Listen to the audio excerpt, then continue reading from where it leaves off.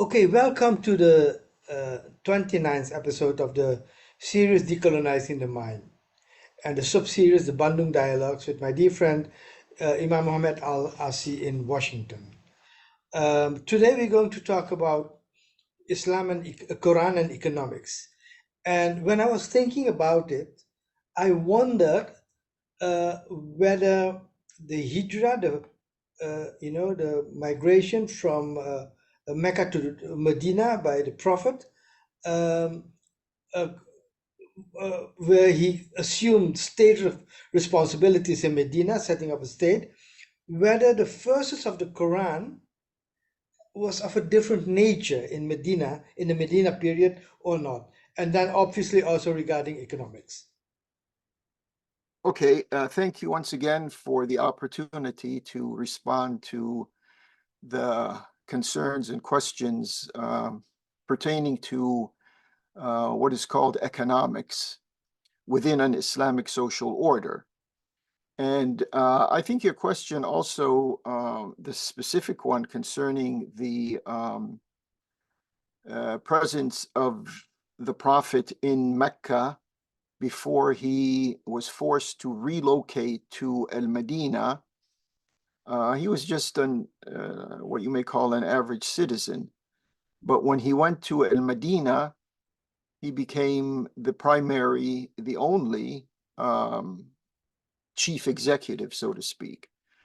So there's a difference here in the sense that in those approximately 13 years in Mecca, the Prophet and the verses that were being revealed to him from on high, they were building an Islamic psychology, an Islamic public mood, if you will.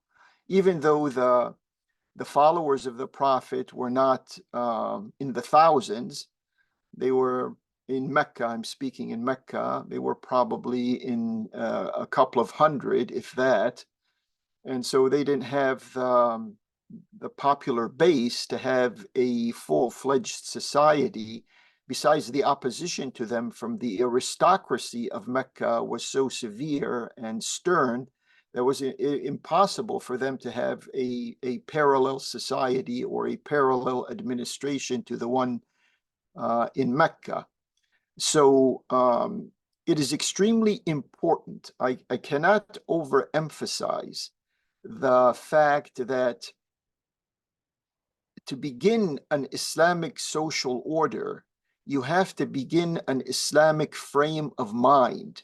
You have to begin an Islamic pool of fraternity feelings in order to have an Islamic social order. What I'm trying to say here, maybe in a more simplistic way, is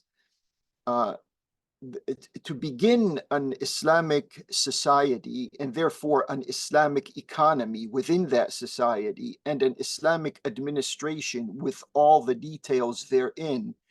To begin that process, you need Islamic morality. You need Islamic ethics. You cannot have, in a legitimate sense and in a wholesome sense, you cannot have an Islamic social order in the absence of an Islamic moral order. This is an important difference with the European Enlightenment, where in the European Enlightenment there was a actually in science and in knowledge they separated ethics from knowledge and became secular because of the opposition to Christian theology. So economic theory in the Enlightenment was without ethics. And now you say economic theory in Islam is based on ethics. Absolutely. Not only the economy is based on ethics, but everything else that becomes social interaction, whatever sphere that is grounded in the ethics and the moral values that come to us from our Creator vis-a-vis the agency of his prophets. And the last one was Prophet Muhammad. So maybe some people will understand this a little better if I say morality has to transition into legality. Morals by themselves, if they are not reinforced by the public will, they tend to shrink. And so moral issues become individual issues. And even as far as individuals are concerned who want to honor their moral standards, if society around them is counter to their values, then their morality and their moral standards begin to erode. So the nexus between what is ethics, between what is a person's moral convictions, and from there, the social base of those moral convictions, that is extremely necessary for the coming into being of an Islamic legal system. Islamic economic, Islamic international affairs, Islamic administrative issues, all of this. That's why the Prophet spent those 13 years in Mecca trying, and by the way, Islamic morality or ethics are an ideological issue. So we can't separate morals from economy. We can't separate morals from ideology. All of this is a nexus that belongs to each other. Maybe the transitioning point is the issue of power. Morals, when they have no power, it's like a plant that has no water. It cannot grow. And then the nature of power, because power has its own dynamics, and in the Euro-American mind, power corrupts, and absolute power corrupts absolutely. So there's an erosion that comes out of power structures if they are void of divine guidance, that will bring down the house of morality or ethics altogether, as has been demonstrated in the Reformation, Industrial Revolution, Enlightenment, all of these other descriptions of what happened in Euro-American history in the past millennium, at least. So so now we come back. I hope I cleared that issue of the Prophet being in Mecca just as an individual, having no power, having no popular base, no popularity, just some followers around him. But then when the inhabitants of al-Medina, they pledged allegiance to him, said, look, if Mecca, your hometown, your birthplace, your own people, if they don't want you, come to us. We will support you. We will be your followers. So the Prophet was forced, because the people in Mecca, the head honchos there, they wanted to assassinate him. And so he fled. It was actually, he left Mecca to preserve his life, and resettled in Medina, that was called Yathrib before his arrival. And here is when, after 13 years, and he had his followers also follow him. There was the people who moved, who were forced out of Mecca, just like the Prophet, and went to al-Medina. They combined with the population, the majority population of al-Medina, and that became the power base. Now, this is a moral power base, because there were 13 years that went into the foundation of that Islamic, the 13-year moral years that went into the foundation of that Islamic society in al-Medina. This is interesting what you're saying, because since I have this conversation, I'm reading a bit about the history of Islam more than before, and I see in Western accounts of the history of Islam, the Eurocentric account of history of Islam, there's this narrative that the Quran was not the word of God, but was the word of Muhammad, who used the verses to lay down his own political strategy about how to set up your state. But from your narrative now, I understand the moral foundation of the state was already laid before migration, before the Hijra, Sure. because of all of this. So that seizure which these Western accounts talk about, in your view, is not a seizure, it's a preparation. Yeah, also I think it has to be made very clear that the morals in Islam are ideological morals. They're not individualistic morals. And a Muslim, when any person decides that, look, I'm going to yield to my creator in all the guidance and teachings that come to me from him, I'm going to yield to him. He knows by doing that he's not yielding just to some simplistic issues. Even though some people would like to simplify these types of things, but it comes as a package. The moral system, the ideological system, the political system, the economic system, etc. All of these are integrated into each other. But the engine of all of this is the moral fiber, the moral foundation of an Islamic socio-economic order. Let's call it that, because we're talking about economics right now. And so let me just mention this here to maybe demonstrate.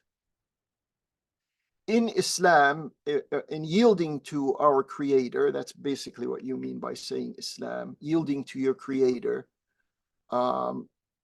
there is the requirement of fasting, abstaining from any nourishments, any food, water, even sex, during the expanse of the daytime. From, let's say, nowadays, it would be in my time zone, it would be from around 6 in the morning to around 6 in the evening. The world has different time zones, so the fluctuation of day can be more or less than what I just mentioned. But on the average, let's average it out and say 12 or 13 hours a day, a person is fasting. That means he is denying himself what is available to him. That means he is disciplining his instinct. That's a moral quality. We don't just run around like animals, eating and consuming and doing all of this other stuff and creating all of these medical problems and health problems that go with it. So we are required to fast. In the second chapter in the Quran, it's called Surah. Only in the month of Ramadan. It's mandatory only in the month of Ramadan, but it is very much encouraged preceding the month of Ramadan. In the 3 months preceding Ramadan, it's sort of it's like they call it the reception of Ramadan. So you can fast a few days, you can fast a few weeks, however much you want to fast to get ready for Ramadan in those 3 months. And then there is, during the week, there is Monday and Thursday. There's a lot of prophetic encouragement, and this is divine guidelines, to have a person observe fasting 2 days a week. And then in the course of the months, there are 3 consecutive days, and that's when you have a full moon. The 3 days of the full moon are highly recommended to fast. And for those who have a little scientific information about the impact of the gravity of the moon on our bodies and on the liquids that are on Earth, and 80% of our bodies is made up of liquids. So that we begin to realize that there's a harmony between God's moral requirements and God's material creation. There's a very strong relationship. So my point here, without getting into that area, my point here is to say that these verses in the second chapter of the Quran that outline for us the exercise, the discipline, the moral value of fasting, they end with a verse that says, and do not consume wealth illegally, wrongfully among yourselves, and then peddle your wealth to have a connection with those who are in power, because that will result in even more illegal consumption of the public resources and public wealth. So there's a relationship here between our appetite. We have an appetite. Every human being has an appetite.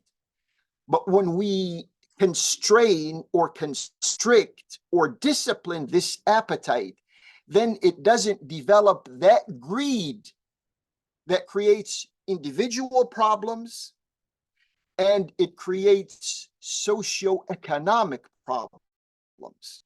So the verses, God's guidelines to us is telling us there's a relationship between your appetite for food and your appetite for wealth and money. If you can have control of one of them, you're better prepared to have control for the other. And so I read a lot, probably like you. We've covered a lot of territory in the world of philosophies and ideas and ideologies and these things. But it's only the Creator who has brought it to our attention that there's a relationship between your need for food and your need for wealth. And there's a relationship between overconsumption of food and overconsumption of wealth. There's a statement attributed to that to the Prophet's son-in-law and cousin, Imam Ali, that says, I'm basically roughly translating it, the reason why we have some people hungry is because we have other people overeating. So if we can have these stomachs half full, the world would have no hunger problem. We would not have this famine that strikes all over the world. And when you think about it on that scale, that economic, financial, consumer, natural resources scale, when you think about it like that, you begin to, if you have a thinking mind, the Hollywood and the mainstream media, they don't encourage people to think along these lines.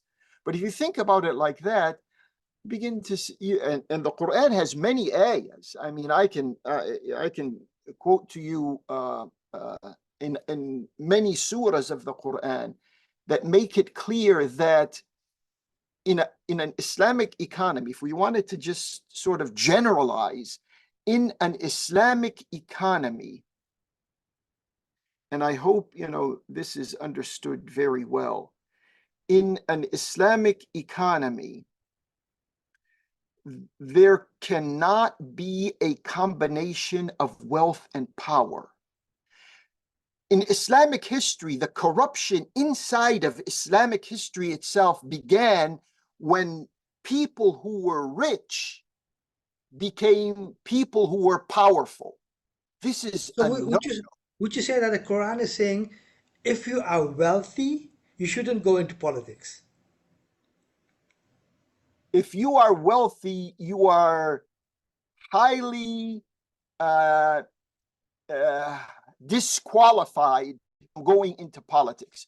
You may be wealthy, and if you're looking at politics in a very limited sense, like neighbor politics, and you're wealthy and you're a good person, yeah, well, there's room for that. But if you are a billionaire and you want to become the chief executive of your country, you cannot do it. So you're saying corruption is no anti-corruption is the core of this moral thing that wealth should not be combined with power. Absolutely, because the whole history of scripture and prophethood, that whole history centers around social justice. The goal and the target and the aim of all the verses that were revealed from our most knowledgeable creator, they aimed at having people live a life of social justice, And that means fighting inequality. fighting inequality, fighting oppression, fighting tyranny, fighting despotism, fighting disenfranchisement, any form of injustice is a target of the flourishment of Islamic morality into its economic sphere. Now there are two things what I saw, which I wondered how does this relate to the Quran. One is the question of zakat, and the other the question of riba. So uh, uh, let's say fighting injustice, etc., is one thing, but the concept behind zakat is that just let's say uh, is that an economic concept also of taxation, or is it more than taxation? And why is riba interest prohibited? Yeah, that's an extremely good question, and it's befitting in the subject matter that we are talking about. As I said at the beginning, an Islamic economic order is built on an Islamic psychological reality. The Islamic psychological reality gives preference to giving rather than taking. Before zakah is a word that it's a legalistic word. In other words, there was no zakah when the Prophet was in Mecca, when there was no Islamic power base, when there was no Islamic governance. There was Oh, no zakah. So okay. what was it? I mean, we're talking about morality. We're talking about people concerned with the plight of other people who are less fortunate, etc. So what was it? There was something called nafaqa and something else called sadaqa. And that is the voluntary giving of whatever you may have to fill in for the needs of others who don't have, without having that legalistic 2.5% or 5% or 10% or 20%, because zakah has its own breakdown. If you are if you just have money and you've saved that money for, let's say, a year, because it has to be every year you have to pay your zakah, then you are required within an Islamic social order. Remember, you are required to pay 2.5% or 1/40th of whatever you have saved during that past year, But which means to who do you pay? to the treasury. When you have an Islamic governance, you pay it to the treasury because it's That's zakat. a, that's like taxes. Well, some people may call it a tax, but if you're morally looking, because this is what happens in the Western world, who likes the word tax? No one likes the word tax. because it doesn't have a moral value to it. And this is what happened in Euro-American psychology. At the time that they separated morality from science or church from state, when they did that, they separated their own conscience from their own laws. That's why no one likes the word tax. But the word zakah, if people were familiar with the Arabic meaning of it, it means the elevation of the elevation of your possessions. So when you give, you are purifying the rest of what you have. It's not like in the Not Euro tax. materialistic American mind, when you Mhm. give something, you're losing something. In the Right. Islamic psychology, when you're giving something, you're gaining something. Interesting. Interesting, huh? That's the paradigm shift is required within society to bring out the value of what it means to have an Islamic. When we say Islamic, it's just like saying a divine guideline in our interactions with each other in society. So before zakah, before Muslims had a power base and they had a government, before that time, when this moral code was nurtured in their lives, they were to give even though they themselves were in need. That's the highest honor you can have. When you yourself are in need and you give of what you have to those who are in need and probably less in need than you are. But this will never happen in the materialistic world. Never. No, Because it's there's even in indigenous communities in Canada. They have this thing called potlatch, which is a celebration where wealthy people come together to give, and they celebrate the giving as a you know. But the more you give, the more your status rise. You see. So it reminds me of that, called yes, potlatch. and because the social spirit is there, the individualization of those who live in Euro-American societies and all societies who are on a Euro-American materialistic path, the individualization that has occurred in those societies have cut that social feeling that you are speaking about that is shared by those Indians who are in Canada. And they may exist in other societies, but that is gone. The crass materialism of the West has cut every fiber of this social togetherness. You So don't have, now I understand that zakat is not just taxes. It's no, some the concept is very different, right? no. And what about riba then? What about interest? That's an interesting question there. To put it in lay terms, riba is when money, see, in an Islamic economy, money has to circulate. It's taboo. It's not moral. And to the extent that it is possible, it is not legal to hoard anything or to have static wealth. Impossible. Money has to circulate in society, and money is the result of labor. You cannot generate money, cannot generate money. What generates money is human effort. When you come to usury, in the, as I said, in the everyday language of things, I'm going to give you $100. I'm going to help you out. I'm going to lend you $100. And you're going to pay me back. If you're going to pay me back in 1 year, I expect you to pay me back $110. If you're going to pay me back in 2 years, you better pay me $120.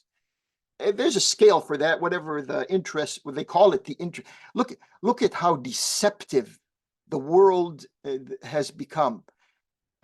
Instead of calling this usury, no one calls this usury nowadays. Everyone is calling it interest. And my God, that word interest, it's so friendly of a word, interest.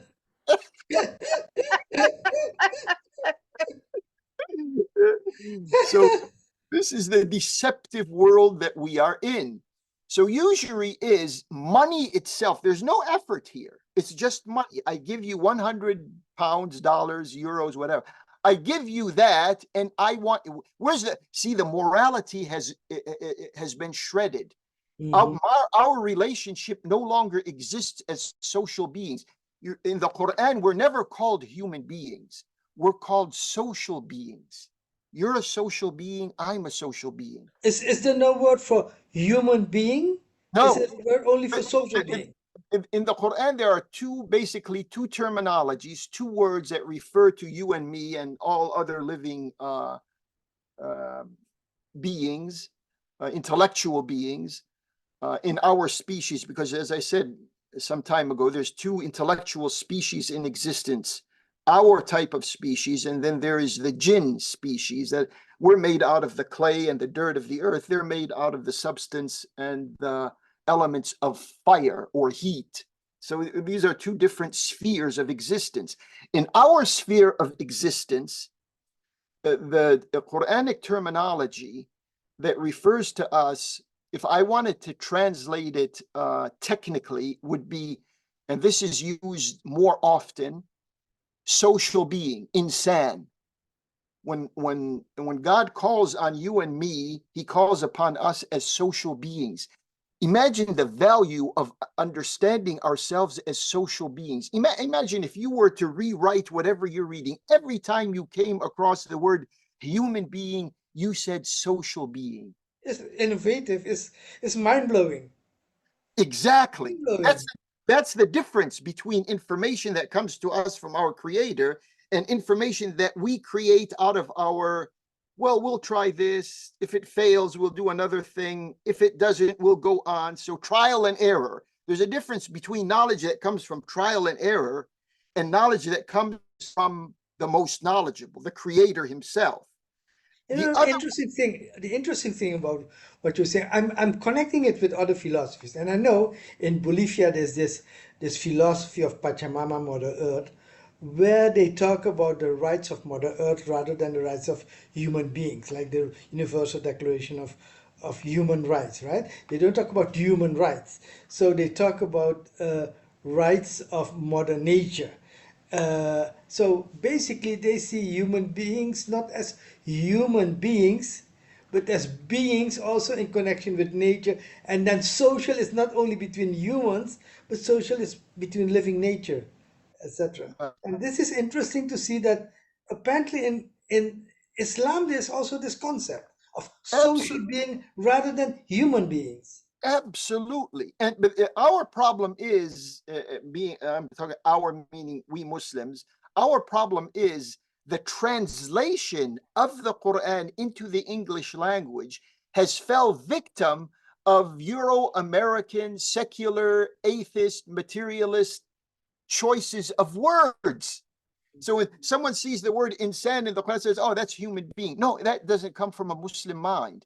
That comes from a Judeo-Christian mind. It comes from a secular, God-denying mind. It comes whatever, but it doesn't come from an Islamic. We Muslims, our problem contemporarily is we have to rethink the vital, critical, life-saving information that God has entrusted us with. So that's one word in the Quran. It refers to social being when speaking about we, the intellectual species here. And then there's another word. If I wanted to translate it technically, it would be dermatological being. The derma is the skin. The skin is the largest organ of our physical body, of our anatomy. It's the skin. Now, tell me, Muhammad, 14 centuries ago, knew that the skin was the largest organ of the human body. Only the creator would know something like this, and therefore call us by the largest organ in our body, dermatological beings, derma beings for short, derma beings and social beings. Derma beings, in the context of the verses that speak about more or less our physical presence, and social beings when it speaks about matters and issues that pertain to our interconnectivity as living beings in the world. So, Interesting. yeah. So, You know, I'm a trained economist, you know. I studied economic theory for years, graduated in it. But to look at it from this perspective is a totally different ballgame, eh? exactly, exactly. So this is, and you know, there are ayahs in the Quran. You see, there's a system that one of the major um, designations of an Islamic economic order. One of the major designations, as I said, is wealth has to circulate, money has to circulate. It has to be. You can't. It's That's why in some of these legalist um, moral come legal values that we have, uh, a person dies and there's channels of distributing the the inheritance of that person. It's not left up to some court or some family member or even up to the person himself before he dies. He says, I want all my wealth to go to my son or my daughter, and the rest of my children are denied.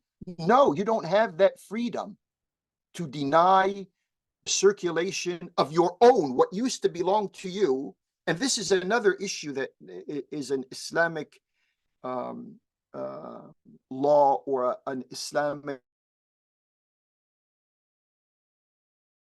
and that is everything in this world, nothing belongs to me. Nothing. What I say belong to me is a temporary possession of something. So what does all of these things belong to? Even though I may have a car and a house and a bicycle and some books. So who do these belong to? They belong to my creator. They don't belong to me. I'm just entrusted with them for the lifespan that I have. I'm going to live 70, 80, 90 years, whatever the case is, more or less. And then I'm going. So I was in charge of a temporary possession. That's why in the Quran there are an ayah that says, وَآتُوهُم مِّن مَالِ اللَّهِ لَكُمْ. Give them, people who are in need, of the money, the wealth, the resources that belong to God, which God has temporarily given you the possession of. Okay, So, we have some problems now and then with the connections again. So what I suggest, I want to finish. We have almost an hour done, so it's quite good. So just one last question to confirm. You says that in Islam, the source of wealth is labor. That's true, right? It yeah, reminds me of Marxist theory that the source, and even David Ricardo, who's not a Marxist economist prior to Marx, which who argued that labor is indeed the source of wealth, right. and you have that also in Islam. Yes. Okay, interesting. Yeah, that's why Islam, there is a verse in the Quran that's because the whole banking system, American, I see. I see that the connection is really getting bad now. So let me make a conclusion of this, right? Uh, Again, as I said, as an economist, I'm surprised about this lecture on Islamic economics, which lays out the foundation of it, which I think every economist should take note of, you see, because it's a very, very different foundation than the economic theory of the Enlightenment. So thank you for that. Our next conversation, the last conversation, in the series about culture. So I'm really looking forward to that series. Thank you very much for the contribution of today. And thank you so much. Next conversation. Yeah.